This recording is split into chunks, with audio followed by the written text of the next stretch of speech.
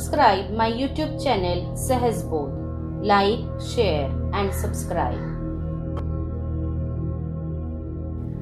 जय जय रघुवीर समर्थ. श्री दासबोधाची अविटुकोडी साखू इच्छिणाऱ्या सर्व श्रोत्यांना आमचा नमस्कार. दासबोध यातील दास म्हणजे श्री समर्थ रामदास स्वामी आणि बोध म्हणजे संपूर्ण मानव जातीला आत्मसाक्षात्कार मिळावा आणि साक्षात परमेश्वराची प्राप्ती व्हावी यासाठी केलेला उपदेश म्हणजेच दासबोध. दासबोध हा मराठी भाषेतील वेदच आहे.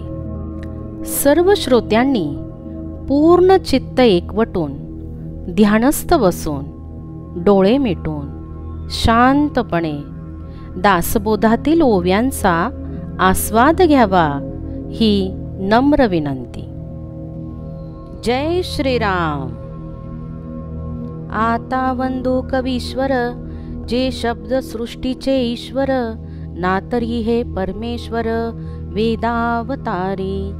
की हे सरस्वतीचे निजस्थान, की हे नाना कळांचे जीवन, नाना शब्दांचे भुवन यथार्थ होय. की हे पुरुषार्थाचे वैभव, की हे जगदीश्वराचे महत्व, नाना लागवे सत्कीर्तीस्तव निर्माण कवी. की हे शब्दरत्नांचे सागर, की हे मुक्तांचे मुक्त सरोवर, नाना बुद्धीचे वैरागर निर्माण जाहले.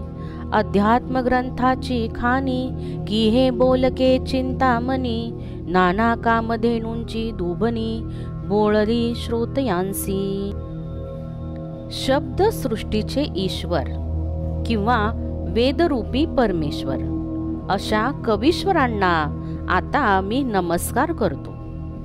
कवी हे सरस्वतीचे वसतिस्थान, अनेक कलांचे जीवन आणि अनेक शब्दांचे मंदिर यथार्थतेने होत. हे पुरुषार्थाचे म्हणजे मोक्षाचे वैभव, जगदीश्वरांचे महत्व आहेत. त्यांची अगाध लीला आणि सत्कीर्ती यांचे वर्णन करण्यासाठी कवी निर्माण झाले आहेत. शब्दरत्नांचे समुद्र, मुक्तरूपी मोत्यांचे सरोवर अथवा अनेक प्रकारच्या बुद्धीच्या खाणी कवी रूपाने निर्माण झाले आहेत. कवी अध्यात्म ग्रंथाची खाण किंवा बोलके चिंतामणी आहेत, अथवा कामधेनूच्या पाण्याचा ओघ कवी रूपाने श्रोत्यांवर आला आहे. की हे कल्पनेचे कल्पतरू, की हे मोक्षाचे मुख्य पडिभरू, नाना सायुज्यतेचे विस्तारू विस्तारले. की हा परलोकीचा निज स्वार्थू, की हा योगियांचा गुप्त पंथू, नाना ज्ञानियांचा परमार्थू रूपासी आला. की हे निरंजनाची खून, की हे निर्गुणाची ओळखन, माया विलक्षणाचे लक्षण ते हे कवी. की हा श्रुतीचा भावगर्भ, की हा परमेश्वराचा अलभ्य लाभ, ना तरी होय सुलभ निजबोध कवी रूपे. कवी मुमुक्षांचे अंजन, कवी साधकांचे साधन, कवी सिद्धांचे समाधान निश्चयात्मक. हे मनोरथ पूर्ण करणारे कल्पवृक्ष किंवा मोक्षाचा मुख्य आश्रय म्हणजे ऐश्वर्य आहेत, किंवा सायुज्य मुक्तीचा विस्तार कवी रूपाने पसरला आहे. हे जीवांचे परलोकीचे स्वहित किंवा योग्यांचा गुप्त मार्ग होत, अथवा ज्ञानी पुरुषांचा परमार्थ कवी रूपाने अवतार घेऊन प्रत्यक्ष प्रगट झाला. निर्गुण आणि निरंजन म्हणजे मायातीत परब्रह्माची खूण किंवा ओळख आणि मायेहून भिन्न अशा परमात्म्याचे स्वरूप हे कवी होत. वेदांचे रहस्य किंवा परमेश्वराचा अलभ्य लाभ अथवा आत्मबोध कवी रूपाने सुलभ झाला आहे. कवी हे मुमुक्षूंचे डोळे उघडणारे अंजन आहे. हे साधकांना साधनमार्ग दाखवितात किंवा सिद्धांचे निश्चयात्मक समाधान कवी होत. कवी स्वधर्माचा आश्रयो, कवी मनाचा मनोजयो, कवी धार्मिकांचा विनयो, विनय करते.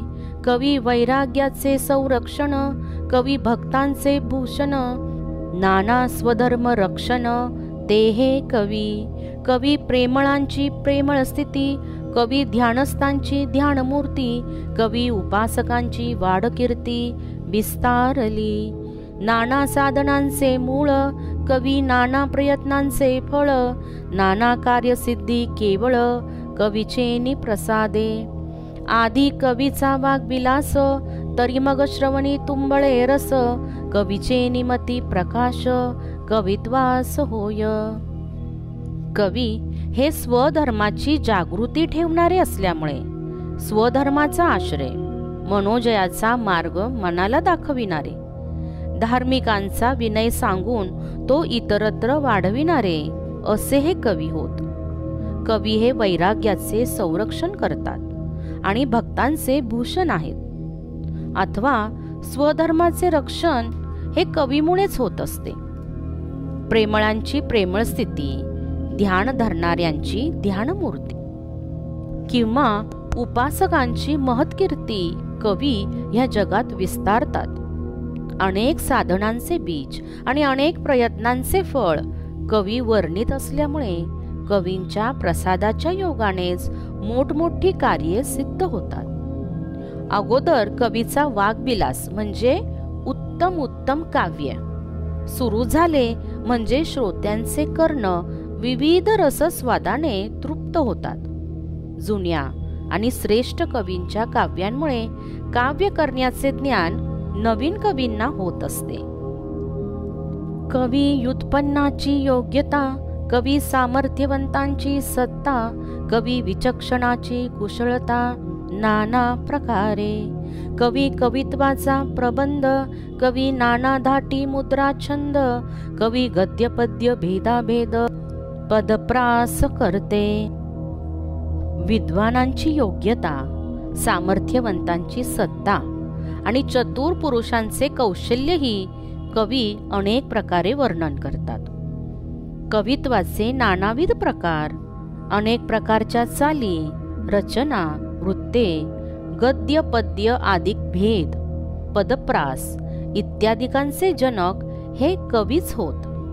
कवी सृष्टीचा अलंकार, कवी लक्ष्मीचा शृंगार, सकळ सिद्धींचा निर्धार, ते हे कवी. कवी सभेचे मंडन, कवी भाग्याचे भूषण, नाना सुखाचे संरक्षण, ते हे कवी. कवी देवांचे रूप करते, कवी ऋषींचे महत्व वर्णिते, नाना शास्त्रांचे सामर्थ्याते, कवी वाखाणिते. ईश्वर सृष्टीचा अलंकार, लक्ष्मीचा शृंगार आणि सर्व सिद्धींचा निर्धार म्हणजे विश्वास हे कवी होत. कवींमुळे सभेला शोभा येते. भाग्याचे भूषण आणि सुखाचे संरक्षण हे कवीच होत. कवी हे देवांना नामरूप देणारे आणि ऋषींचा महिमा गाणारे असून शास्त्रांचे सामर्थ्य ते वर्णन करतात. नसता कवींचा व्यापार, तरी कैचा असता जगोद्धार, म्हणून कवी हे आधार सकळ सृष्टीसी. नाना विद्या ज्ञातृत्व काही, कवेश्वरे विनतो नाही, कवीपासून सर्वही सर्वज्ञता. मागा वाल्मिक व्यासाधिक, झाले कवेश्वर अनेक, तयांपासून विवेक सकळ जनासी. पूर्वी काव्य होती केली, तरीच व्युत्पत्ती प्राप्त झाली, तेने पंडिता अंगी बाणली परमयोग्यता. ऐसे पूर्वी थोर थोर, झाले कवेश्वर अपार, आता आहेत पुढे होणार नमन तयांसी. महाकवींनी उत्तमोत्तम काव्य लिहिली नसती तर जगाचा उद्धार कसा झाला असता.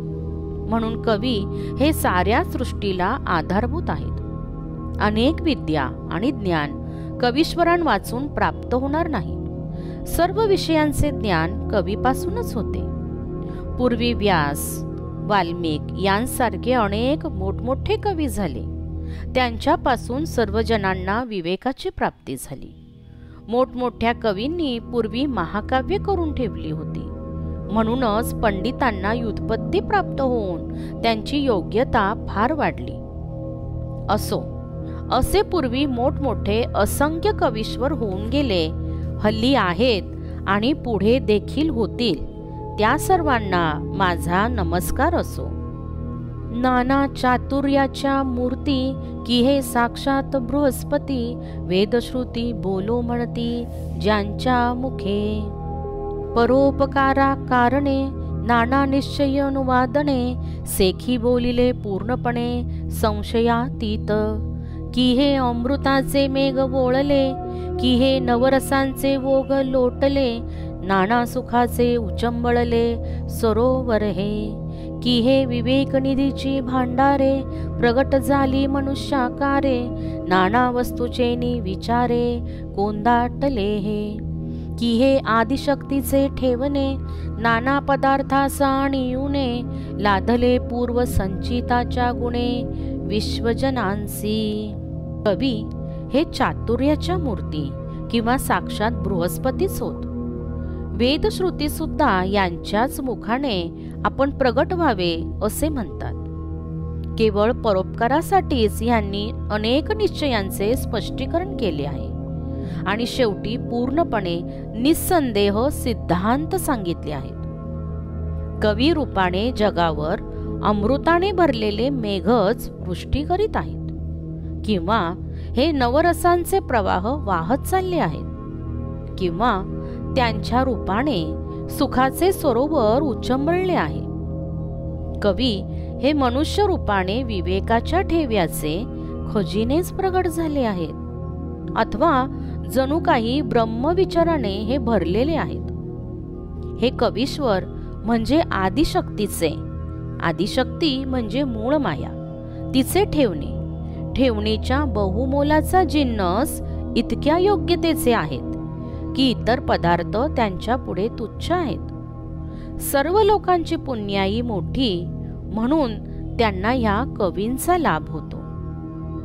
की हे सुखाची तारुवे लोटली, अक्षय आनंदे उतटली, विश्वजनास उपेगा आली नाना प्रयोगा कारणे. की हे निरंजनाची संपत्ती, की हे विराटाची योगस्थिती, नातरी भक्तीची फळश्रुती फळास आली. की हा ईश्वराचा पवाड, पाहता गगनाहुनी वाड, ब्रह्मांड रचनेहुनी जाड, कवी प्रबंध रचना. आता असो हा विचार, जगास आधार कवीश्वर, तयांसी माझा नमस्कार साष्टांग भावे. इति श्री दासबोधे गुरुशिष्य संवादे कवेश्वर स्तवन नाम समास सप्तम.